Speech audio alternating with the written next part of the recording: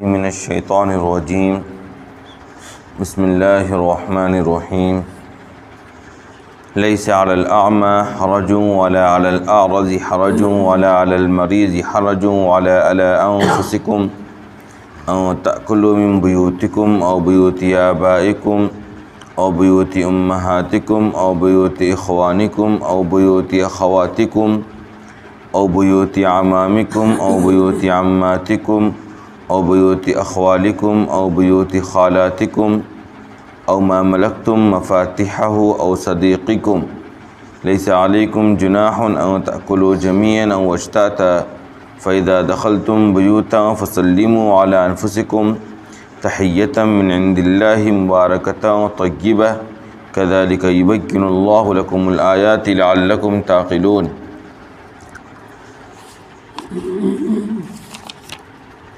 انما المؤمنون الذين آمنوا بالله ورسوله وإذا كانوا معه على امر جامع لم يذهبوا حتى يستأذنوا ان الذين يستأذنونك اولئك الذين يؤمنون بالله ورسوله فإذا استأذنوك لبعض شأنهم فأذن لمن شئت منهم واستغفر لهم الله ان الله غفور رحيم۔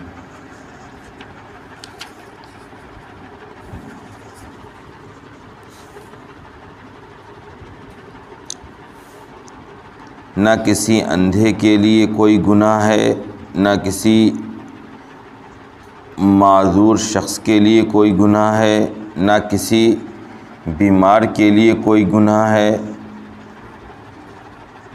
اور نہ خود تمہارے لیے کوئی گناہ ہے اس بات میں کہ تم اپنے گھروں میں سے کچھ کھاؤ یا اپنے باپ داداؤں کے گھروں سے کچھ کھاؤ یا اپنی ماؤں کے گھروں سے کچھ کھاؤ یا اپنے بھائیوں یا بہنوں یا چچاؤں یا پھوپھیوں یا ماموں یا خالاؤں کے گھروں سے کچھ کھاؤ یا ان گھروں سے جن کی چابیوں کے تم مالک ہو یا اپنے دوست کے گھروں سے۔ تم پر کوئی گناہ نہیں ہے کہ تم اکٹھا کھاؤ یا الگ الگ کھاؤ، چنانچہ جب تم گھروں میں داخل ہو تو خود اپنے اوپر اور گھر والوں پر بھی سلام کرو۔ اللہ کی طرف سے پاکیزہ بابرکت سلام جو تمہیں ملاقات کے لیے عطا کی گئی ہے۔ اسی طرح اللہ تبارک و تعالیٰ تمہارے سامنے آیتوں کو کھول کھول کر بیان کرتا ہے تاکہ تم سمجھ سکو۔ یقیناً مومنین تو وہی لوگ ہیں جو اللہ پر، اس کے رسول پر ایمان لائیں اور جب ان کے ساتھ کسی اجتماعی کام میں شریک ہوں تو بغیر ان کی اجازت کے واپس نہ جائیں۔ یقیناً جو لوگ آپ سے اجازت طلب کرتے ہیں تو یہی لوگ اللہ اس کے رسول پر ایمان لانے والے ہیں۔ چنانچہ جب وہ لوگ آپ سے اپنی کسی ضرورت کو لے کر اجازت طلب کریں تو آپ ان میں سے جس کو چاہیں اجازت دے دیں اور اللہ سے ان کے لیے مغفرت طلب کرتے رہیں۔ یقیناً اللہ تبارک و تعالیٰ بہت معاف کرنے والا، رحم کرنے والا ہے۔ سورہ نور کی تفسیر چل رہی ہے اور اب آخری مرحلہ ہے سورہ نور کا۔ جتنی تفسیر اب تک آپ لوگوں نے سنی سورہ نور کی، اس سے آپ کو اس سورت کی اہمیت کا اندازہ لگ چکا ہوگا۔ اسی لیے حضرت عمر رضی اللہ تعالیٰ عنہ کا بھی قول ہے اور بہت سے لوگوں نے کہا ہے اور لکھا بھی ہے کہ سورہ نور کی تعلیم خاص طور پر عورتوں کو اپنے گھروں میں ضرور دینی چاہیے۔ ایک صورت اور آئے گی، کون سی صورت میں بتلائی تھی آپ کو؟ سورہ حجرات جس کی تفسیر چل رہی ہے وہ صورت، اور پھر یہ ایک سورہ نور، اسی طریقے سے سورہ نساء۔ یہ وہ صورتیں ہیں جن کا تعلق بالکل ہمارے اور آپ کے روزمرہ کی زندگی کے مسائل سے ہیں، خصوصاً خواتین کے مسائل سے متعلق ہیں۔ تو ان صورتوں کو پڑھنے پڑھانے کا رواج دینا چاہیے۔ ہمارے گھر کے بچے بچیاں بہت کچھ پڑھتے ہیں دنیا زمانے کی، تو تھوڑا سا صرف جو ہے نا ڈائریکشن چینج کرنے کی ضرورت ہے۔ یعنی ہمارے یہاں کچھ کمیاں ہیں، اس کی وجہ یہ ہے کہ ہمارا توجہ صرف نہیں دیتے ہیں، اور کوئی بات نہیں۔ ہمارا بچہ 12 کے بعد آپ دیکھیں گے، بلکہ 10 کے بعد ہی آپ دیکھیں گے کوئی ایک خاص سبجیکٹ لے کر موٹی موٹی کتابیں پڑھتے ہیں، محنت کرتے ہیں، سب کچھ کرتے ہیں، ان کو تھوڑی سی توجہ اگر آپ متوجہ کر دیں گے کہ تم وقت نکال کر اپنے مطالعے کے اندر تھوڑا سا کیا رکھو، قرآن کا بھی وقت رکھو، اور تھوڑا سا اس کو ترجمہ کے ساتھ، تفسیر کے ساتھ پڑھنے اور سمجھنے کی کوشش کرو، اور نہیں تو کم سے کم 2-4 صورتیں تو اپنے گھر کے بچوں اور بچیوں کو ضرور پڑھا دینا چاہیے، اور کچھ صورتیں زبانی یاد کرا دینا چاہیے، جیسے بچپن میں بھی کہہ سکتے ہیں آپ، سورہ یاسین ہے، سورہ واقعہ ہے، سورہ ملک ہے، سورہ فتح ہے، اما پارہ پورا کا پورا نماز وغیرہ میں پڑھنے کے لیے بہت مشکل نہیں ہے اما پارہ، آپ دیکھتے ہیں نا کتنے آسان یا کم از کم 40-45 صورتیں جو آخری کی ہیں، ان کو یاد کرانے کا معمول ہے، ان سب چیزوں کا معمول گھر کے اندر ہونا چاہیے۔ دارالعلوم دیوبند کے اندر جو بچے حافظ نہیں ہیں تو وہ اگر ایڈمیشن لیتے ہیں تو ان کے لیے بھی لازمی ہے کہ وہ اما پارہ اور 29واں پارہ کو حفظ یاد کر سنائیں گے۔ داخلے کے لیے یہ شرط ہے کہ 2 پارے کا حافظ کم از کم بچہ ضرور، ورنہ پتہ چلا عالم بن کر بھی چلا گیا اور فجر کی نماز پڑھانے کے قابل بھی نہیں۔ اسی طریقے سے یہ صورتیں، ان صورتوں کو معمولی ہے، مطلب ان 3-4 صورتوں کو ملا کر 1 پارہ ہوتا ہوگا، تو کم سے کم 30 پارہ نہ صحیح 1 پارے کا تو ترجمہ، مطلب اور اس میں کیا احکامات دیے گئے ہیں اس کو جاننے کی بہت زیادہ ضرورت ہے۔ دیکھیے مسائل بھی لوگ بات نہیں کرتے ہیں، حالانکہ آپ اگر صحیح معنوں میں صحیح بات اور مسائل لوگوں کے سامنے رکھیں تو لوگ غور سے سنتے ہیں اور سمجھنے کی کوشش کرتے ہیں۔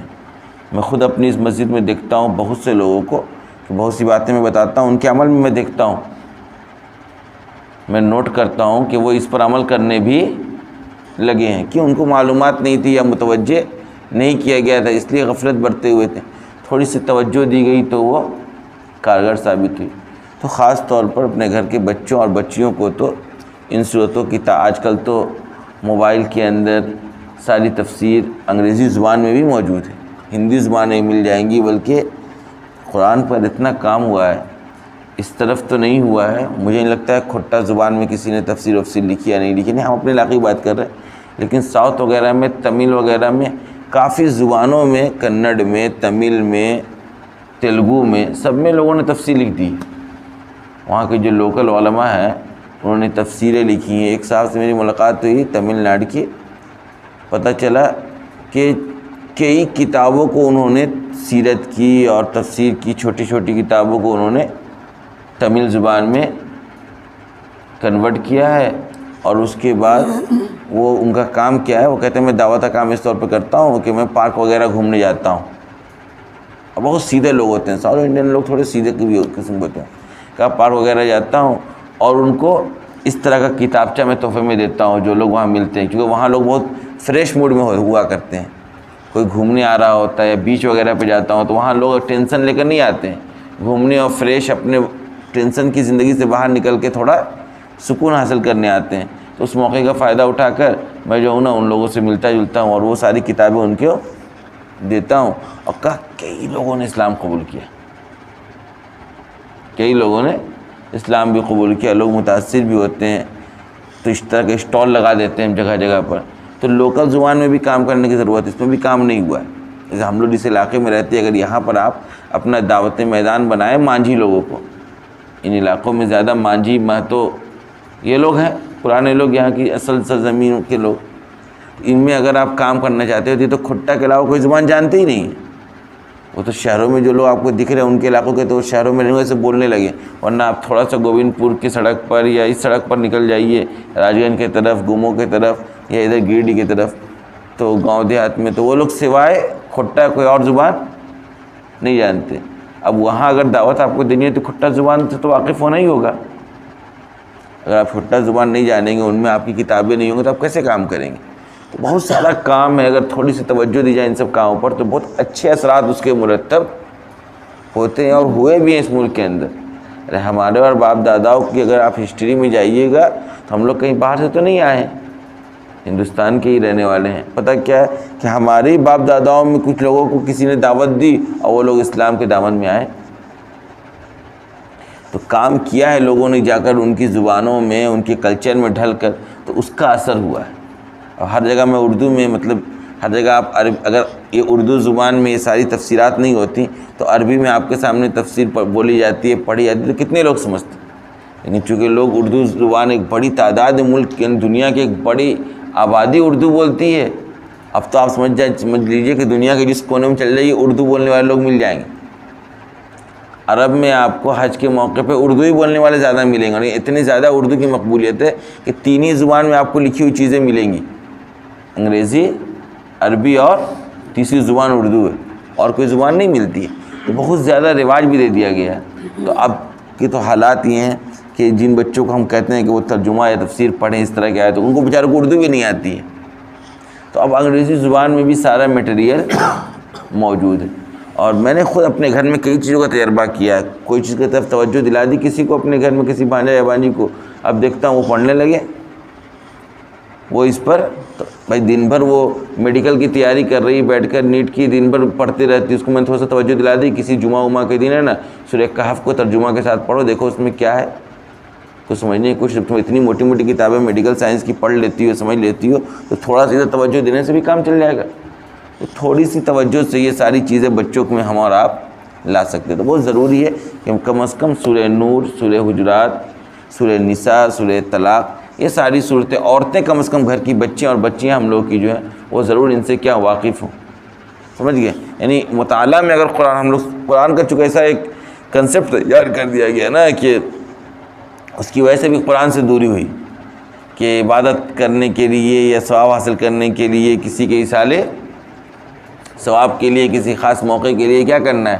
تلاوت کلام کرنا. تو سمجھتے ہیں کہ بس کر لینا ہے، اس سے ایک ثواب مل جائے گا، باقی کوئی کام نہیں. ثواب تو سیکنڈ چیز ہے. قرآن اصل تو قرآن کتاب ہدایت ہے. اصل کتاب کیا ہے؟ قرآن کتاب ہدایت ہے. یعنی ہر ہدایت کا مطلب کیا ہوتا ہے؟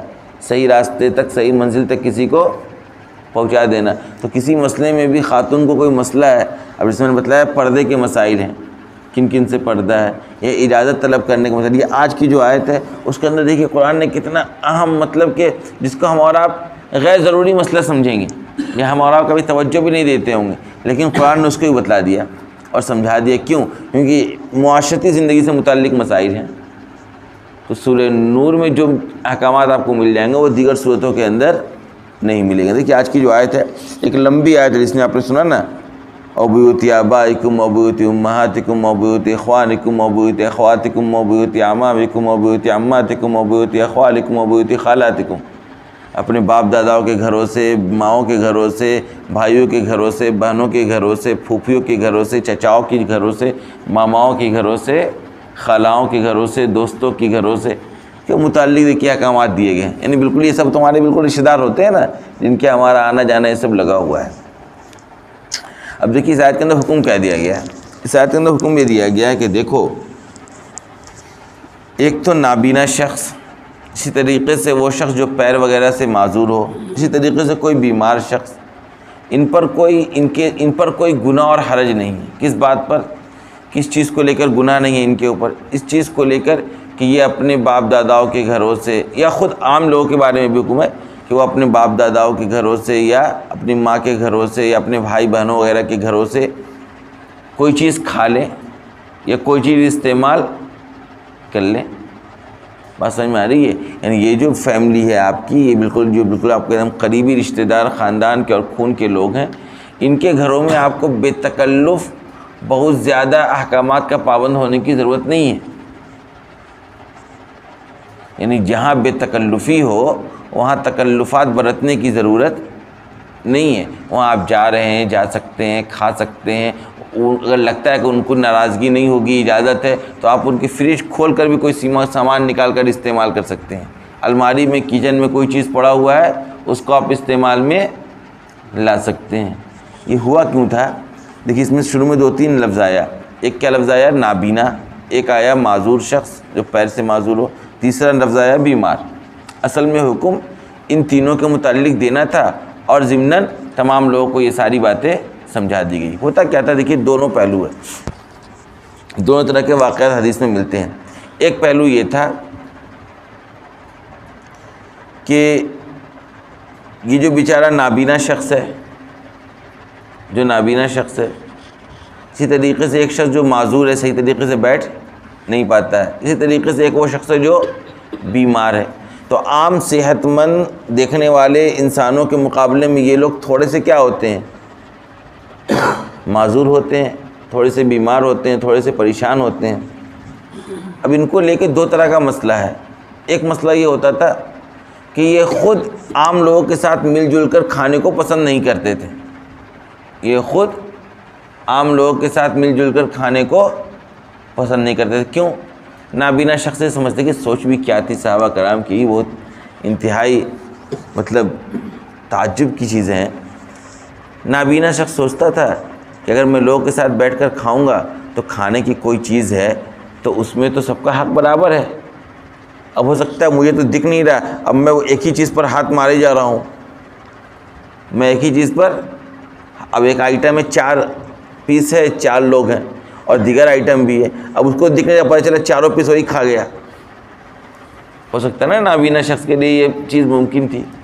اسی طریقے سے ایک شخص معذور ہوتا تھا پیر سے، اب جو شخص معذور ہوتا ہے وہ صحیح سے بیٹھ نہیں پاتا ہے نا۔ بہت سے لوگ دیکھیں گے آپ ان کو بیٹھنے کے لیے اتنی جگہ چاہیے، بہت سے لوگ اتنے بیٹھ جاتے ہیں، بہت سے لوگ پیر اپنا لمبا کر کے بیٹھتے ہیں، ہے نا، صحیح سے معذور ہوتے ہیں۔ اب وہ سوچنے لگا کہ میں اگر لوگوں کے ساتھ بیٹھوں گا تو لوگ بیٹھے ہوئے تو میں زیادہ جگہ لے لوں گا وہاں پر، تو ہو سکتا ہے کسی ایک کی جگہ کم پڑ جائے یا کسی کو تنگی ہو، کسی ایک شخص کو تنگی ہو۔ جس طرح بیمار شخص ہو سکتا ہے میری بیماری کی وجہ سے کسی کو تکلیف ہو جائے، تو ایسے لوگ خود کیا کرتے تھے؟ اپنے آپ کو اجتماعی زندگی سے، معاشرتی زندگی سے، لوگوں کے ساتھ اٹھنے بیٹھنے اور کھانے پینے سے دور رکھتے تھے۔ مقصد کیا تھا ان کے ذہن میں؟ نیت دیکھیے، تاکہ دوسرے کو تکلیف نہ ہو، دوسرے کا حصہ میں نے کھا لوں۔ مشترک چیز میں تو ہر انسان کا برابر حصہ ہوتا ہے۔ اسی طریقے سے یہ جو ہوتے ہیں کون؟ معذور شخص، صحیح سے بیٹھ نہیں پا رہے یا بیمار شخص، تو یہ لوگ خود پرہیز کرتے تھے عام لوگوں کے ساتھ اٹھنے بیٹھنے اور کھانے پینے سے۔ ایک تو یہ پہلو تھا۔ دوسرا پہلو کیا تھا؟ جو لوگ صحت مند ہوتے تھے وہ خود ایسے لوگوں کے ساتھ کھانا نہیں چاہتے تھے۔ کیوں؟ وہ سوچتے تھے کہ نابینا شخص ساتھ بیٹھ کے کھاؤں گا تو اس کو تو ساری چیزیں دکھ نہیں رہی ہیں، کتنا کوانٹیٹی ہے یا کیا کیا کوالٹی ہے کچھ اس کو پتہ نہیں ہے، کھانا کتنا ہے اور کیا کیا کن کن قسموں کے ہیں، تو ہو سکتا ہے میں زیادہ کھا لوں وہ کم کھائے، یا سارا آئٹم میں سے میں تو کھا لوں لیکن وہ سارا آئٹم یوز نہ کر پائے، تو ان کی حق تلفی ہوگی نا۔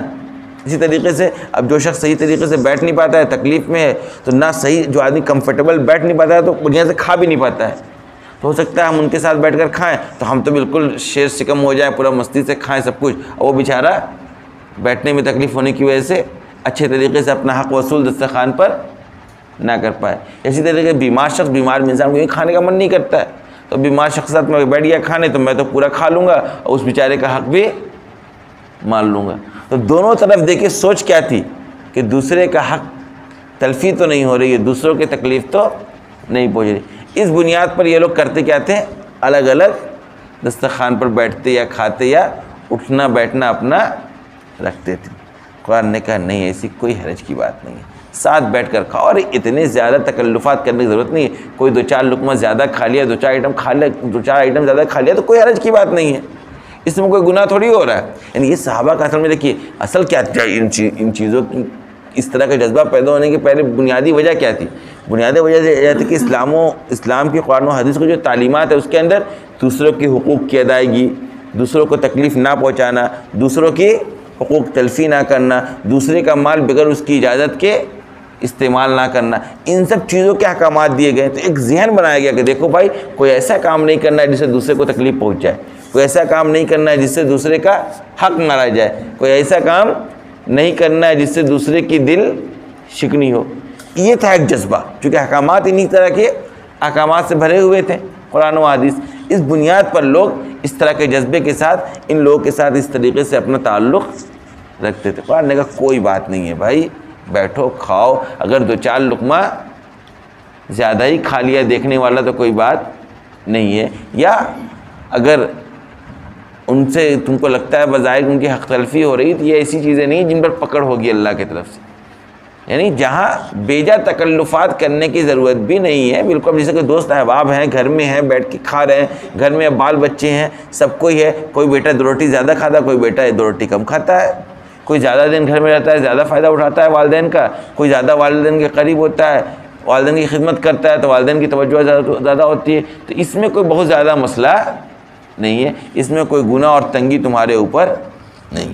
ایک تو بات یہ کہ ساتھ رہو، کھاؤ پیو، اسی کے ساتھ یہ حکم بھی دے دیا گیا کہ کھانے پینے بھی ایسا نہیں کہ صرف تمہیں اپنے دسترخوان کا ہی کھانا ہے، بلکہ اگر تمہیں ایسا لگتا ہے کہ تمہارے باپ داداؤں کے گھروں میں یا ماؤں کے گھروں میں، بھائی بہنوں کے گھروں میں، چچاؤں اور پھوپھیوں کے گھروں میں، خالاؤں اور ماموں کے گھروں میں تمہارا آنا جانا ہے، ایک دوسرے کے دل ملا ہوا ہے، کوئی ایسی بات نہیں ہے، تمہارا کوئی چیز ان کا استعمال کرنا ان کو برا نہیں لگتا ہے، اور تمہارا کوئی چیز وہ استعمال کرے تو تمہیں کوئی برا نہیں لگتا، اس طرح کے تعلقات ہیں تو بالکل چلا سکتے۔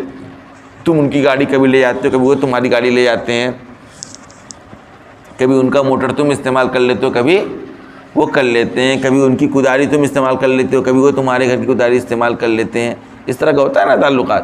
تو کہا یہاں کوئی گناہ کی بات نہیں ہے، ایک دوسرے کے ساتھ مل جل کر کھانا پینا، اٹھنا بیٹھنا سب کچھ کر سکتے، اس میں اجازت کی بھی ضرورت نہیں۔ اگر لگتا ہے مطلب ظاہر حال سے پتہ ہے کہ ان کو برا نہیں لگتا ہے یا ان کی طرف سے میرے لیے اجازت ہے، تو ان کے گھر سے کچھ کھاؤ پیو، خاص طور پر ایسے موقع پر کہ کوئی ہے نہیں، آپ کے پڑوسی جا رہے ہیں یا آپ کے دوست یا آپ کے رشتہ دار یا آپ کے ماموں یا خالہ یا چچا کہیں جا رہے ہیں تو انہوں نے چابی دے دی، کیسا کریے گا آپ میرے گھر کا تھوڑا دیکھ بھال کریے گا۔ تو اب ان کے گھروں میں کوئی سامان ہے تو اگر آپ نہیں کھائیں گے تو سڑ جائے گا، خراب ہوگا نا، تو آپ ان کے فریج کا کوئی چیز، اجازت بھی ہونی چاہیے۔ آج کے دیکھیے یہ تو اس زمانے کا ایک دور تھا، محبت تھی، اتنے ملنے، آج اگر پتہ ہے آپ کو کہ میرا پڑوسی یا میرا، یہاں تک کہ دوست کا لفظ آیا ہوا، او صدیقکم، یہ جو تمہارے دوست ہوں، ایک لفظ آیا ہے، او ما ملکتم مفاتیح، یہ جن گھروں کی چابی کے تم مالک ہو۔ نہیں پہلے ہوتا تھا نا لوگ چابی دے کے جاتے تھے کسی پڑوسی کو، اب تو اتنی دوریاں ہو گئی کہ لوگ اپنے پڑوسی کو چابی دینے کو بھی تیار نہیں، پڑوسی پر بھروسہ نہیں رہ گیا ہے۔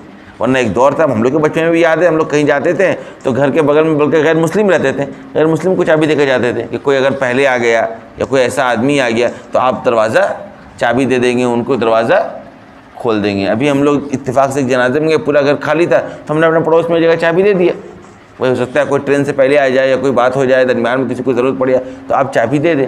تو اس طرح کا جب تمہارا کسی کے ساتھ معاشرے میں اور سماج میں اور پڑوس میں تعلقات ہے کہ چابی وہ تم کو دے کر جاتے ہیں، یا تمہارے کوئی ایسے دوست ہیں جن کے تمہارا خوب آنا جانا ہے، ان کے گھروں کی دیکھ بھال کر رہے ہو، یا اپنے خاندان کے لوگ گھروں میں، تو وہاں تم کوئی چیز ہے تو اس کا استعمال کر سکتے ہو، اس پر کوئی گناہ ہے نا بھائی۔ اسلام میں کہ بغیر اجازت کسی کا ایک دانہ نہیں کھانا ہے، تو اب ذہن میں یہ ساری چیزیں تھیں۔ اب اتنے تکلفات کرو گے تو زندگی مشکل ہو جائے گی، اتنے تکلفات کرو گے تو زندگی مشکل ہو جائے گی، لہذا ایسی جگہوں پر تمہیں تکلفات کرنے کی ضرورت نہیں ہے۔ بات سمجھ میں آ رہی ہے؟ آپ اپنے بغیر اجازت کے بھی، مطلب اگر ظاہری طور پہ اجازت نہ بھی ہو، مطلب ظاہری طور پر اجازت کوئی نہیں دے رہا بلکہ پتہ ہے کہ اجازت ہوتی ہے، آپ اپنے گھروں میں گئے، خاندان میں گئے، دادی کے گھر میں گئے، نانی کے گھر میں گئے، تو چیزیں اگر دکھ رہی ہیں، کچھ پھل لگا ہوا ہے توڑ کے آپ کھا سکتے ہیں، ایک طرف یہ حکم ہے نا کہ بغیر اجازت کسی کے درخت سے ایک پھل نہ توڑو، تو وہاں پہ بہت زیادہ اجازت کی ضرورت نہیں ہے۔ یعنی کچھ جگہوں پر زندگی تمہاری بہت سادہ ہے، ایک دوسرے کے تعلقات کا نتیجہ یہ ہے کہ تم ان کے بیڈ پہ سو سکتے ہو، آج کل کے دور میں ان کا موبائل ہے استعمال کر سکتے ہو، گاڑی کا دور ہے نا، گاڑی پتہ ہے بھائی گاڑی چلانے سے میرے ان کو برا نہیں رہے گا، یا ان کی طرف سے اجازت ہے، یا وہ تمہارے گھر میں ایسی چیزیں استعمال کرنا چاہیں تو اس پر روک ٹوک بھی نہیں کرنا چاہیے۔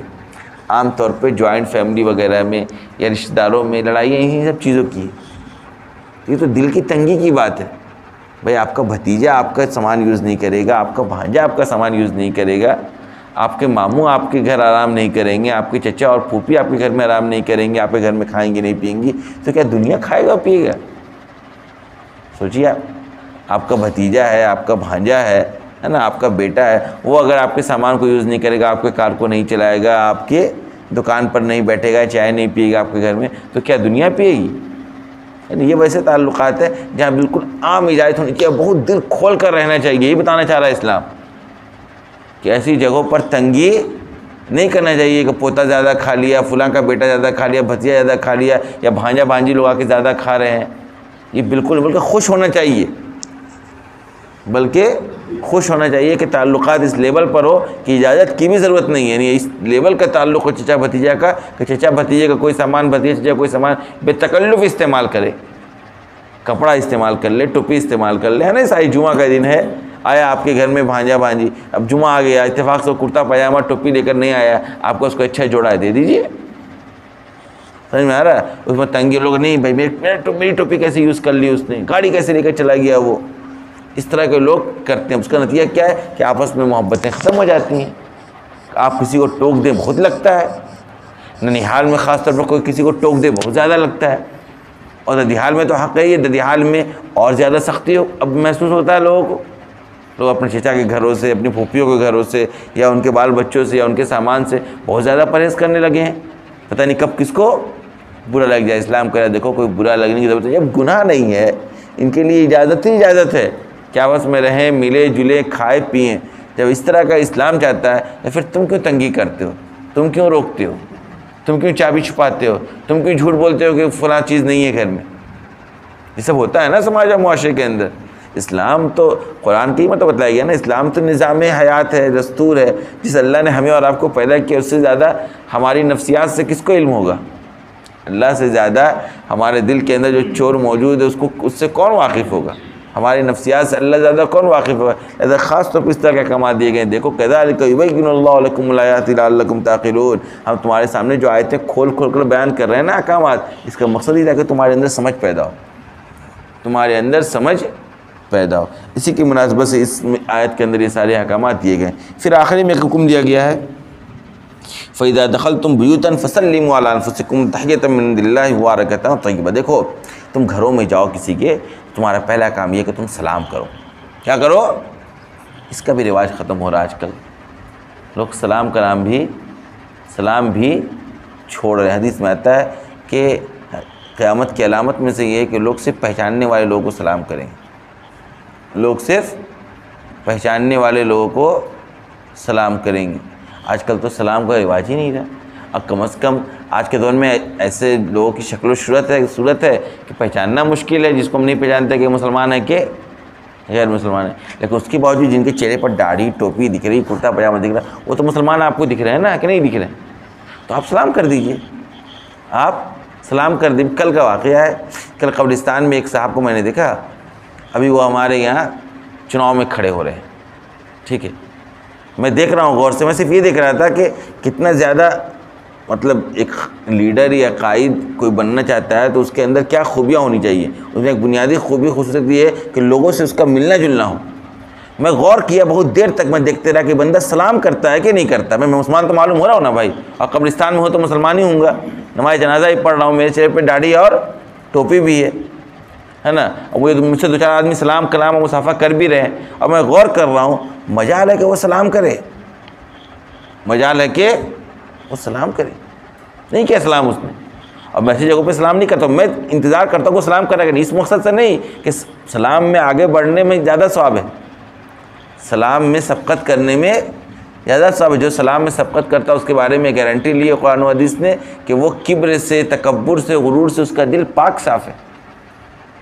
ایک کچھ جگہوں پر صرف یہ دیکھنے کے لیے کہ سامنے والا کے مزاج میں، اخلاق میں کیا چل رہا ہے، آدمی آخری وقت تک انتظار کرتا نہیں ہوتا تو خود سلام کر دیتا ہے. یہ مقصد نہیں ہوتا ہے کہ وہی سلام کرے، میں کیوں کروں گا. نہیں، یہ بالکل مقصد نہیں ہوتا دل کے اندر. یہ دیکھنا ہوتا ہے کہ اس کے اندر کیا چل رہا ہے، کس طرح کی پرسنالٹی اس کے اندر ابھر رہی ہے. سمجھ میں آ رہی ہے بات؟ یہ ساری چیزیں ہمارے آپ کے معاشرے قرآن نے کہا دیکھو فَإِذَا دَخَلْتُمْ بُيُوتًا، جب تم گھروں میں داخل ہو، فَسَلِّمُوا عَلَىٰ أَنفُسِكُمْ، تو اپنے لوگوں پر کیا کرو، خود پر بھی اور لوگوں پر سلام کرو. اور یہ سلام جو ہے یہ اللہ تبارک و تعالیٰ کی طرف سے ایک دوسرے سے کی ملاقات کرنے کے موقع پر تمہارے لیے ایک پاکیزہ اور بابرکت تحفہ ہے جو عطا کی گئی. تحیۃ من عند اللہ مبارکۃ طیبہ، یہ اللہ کی طرف سے ہمیں اور آپ کو سلام عطا کی گئی ہے جو انتہائی بابرکت اور پاکیزہ. آپ سلام کرتے ہیں نا تو سلام کرنے کے ساتھ ساتھ آپ کئی پیغام دے دیتے ہیں. سب سے پہلا پیغام یہ دیتے ہیں کہ دیکھو سلام کا مطلب یہ ہوتا ہے کہ تمہاری سلامتی ہو. سب سے پہلا پیغام یہ ہے کہ تم بالکل بے خوف ہو جاؤ، مجھ سے کسی قسم کا تمہیں ڈر اور خوف اپنے دل میں پیدا نہیں رکھنا چاہیے کہ میں تمہیں کوئی نقصان پہنچاؤں گا. جب میں خود تمہیں دعا دے رہا ہوں کہ اللہ تمہیں سلامت رکھے اور ہر چیز سے، ہر بلاؤں سے تم محفوظ رہو، تو میں خود دعائیں دے رہا ہوں تو میں تمہیں کیوں تکلیف پہنچاؤں گا. سب سے پہلا پیغام یہ ہو جاتا ہے کہ سامنے والے کے دل، کیونکہ آدمی جب بھی کسی اجنبی سے یا عام لوگوں سے ملتا ہے سب سے پہلا خوف کیا ہوتا ہے، پتہ نہیں کیسا آدمی ہے، پتہ نہیں کون سا نقصان پہنچا دے گا، پتہ نہیں کس طرح کے معاملات اس کے ساتھ ہوں گے. تو آپ نے سلام اب جہاں کریں گے چہرہ کھل جاتا ہے، چہرہ کھل جاتا ہے. میں نے آپ کو ایک واقعہ سنایا تھا نا اپنا, آپ کو میں نے ایک واقعہ سنایا تھا کہ میں ایک بار چنئی گیا. یہ واقعہ میں سنا چکا ہوں تفصیل میں ایک مرتبہ پہلے بھی. چنئی گیا تو میرا پہلا سفر تھا, ایک ہی مرتبہ چنئی جانا ہوا, اور چنئی میں کوئی دوست بھی نہیں تھا پہلے سے کوئی ایسا شخص نہیں تھا جس سے میری وہاں بات ہوئی ہوگی کہ میں یہاں آ رہا ہوں, یعنی کوئی میرا جاننے والا میرا کوئی دوست احباب بھی وہاں پر نہیں تھا, بالکل نئی جگہ تھی. اب میں پہنچا تو جہاں پر میں نے رہنے کے لیے جس جگہ کو بک کر رکھا تھا وہاں پہنچا تو وہ اتفاق سے سرکاری گیسٹ ہاؤس تھا, اور سرکاری گیسٹ ہاؤس تھا, اور جس بلڈنگ میں تھا اس بلڈنگ میں ہوم منسٹری کا پورا آفس تھا. اب ہوم منسٹری کا جہاں آفس وغیرہ ہو آپ اندازہ لگا سکتے ہیں وہاں کا سیکریٹری, وہاں کا ماحول تھوڑا الگ ہوگا. تو ایک تو بالکل اس طرح کی جگہوں پر ہم لوگ جیسے لوگ داڑھی ٹوپی والے لوگ کے لیے اور زیادہ مسئلہ ہوتا ہے.